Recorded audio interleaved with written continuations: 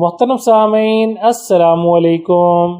آٹے کو خراب اور کالا ہونے سے کیسے بچایا جائے، جانیں زبیدہ آپا کی بتائی خاص ٹپس۔ گرمیوں میں آٹے کو تھوڑی دیر فریج سے باہر رکھنے پر یہ کھٹا ہو جاتا ہے اور خراب ہو جاتا ہے، پھر اس کو کچھ خواتین تو ضائع کر دیتی ہیں اور کچھ مختلف ٹپس کے ذریعے کارآمد بناتی ہیں، مگر اس سب میں زحمت زیادہ ہوتی ہے۔ ایسے میں آج ہم آپ کو زبیدہ آپا کے ٹوٹکے بتا رہے ہیں جن سے آپ کا آٹا نہ تو خراب ہوگا اور نہ ہی اس میں خشکی آئے گی۔ آلو کو دھو کر ابالیں اور جس پانی میں ابال رہی ہیں اس پانی سے آٹے کو گوندیں۔ زبیدہ آپا کہتی تھیں کہ یہ آٹا کبھی بھی خراب نہیں ہوگا اور نہ کھٹا ہوگا۔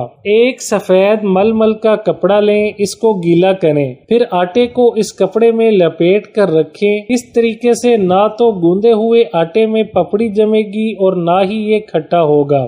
آج کل گوندا ہوا آٹا خشک ہو جاتا ہے اور اس میں پپڑی جم جاتی ہے، جس کے باعث اکثر خواتین کو روٹی بنانے میں دشواری پیش آتی ہے اور روٹی بھی صحیح نہیں بنتی، اور نہ ہی ایسے آٹے کی روٹی کو کوئی کھانا پسند کرتا ہے۔ لیکن بتائے گئے اس طریقے سے آٹا خشک نہیں ہوگا اور نہ ہی اس میں پپڑی جمے گی، جو کہ سردیوں میں اکثر جم جاتی ہے۔ آٹا گوندتے وقت اس میں تھوڑا سا تیل شامل کر دیں۔ آٹا نیم گرم پانی سے گوندیں تاکہ یہ نرم رہے اور خشک ہونے کے امکانات کم ہو جائیں۔ گوندا ہوا آٹا خشک ہونے سے بچانے کے لیے ہمیشہ نم کپڑے سے ڈھک کر رکھیں۔ اس طریقے سے گوندا ہوا آٹا خشک نہیں ہوگا، نہ اس میں پپڑی جمے گی اور روٹی یا پراٹھا بھی نرم اور مزیدار بنے گا۔ ویڈیو اچھی لگے تو لائک، شیئر اور چینل کو سبسکرائب کرنے کے ساتھ کومنٹ باکس میں اپنی رائے کا اظہار کرنا نہ بھولیں۔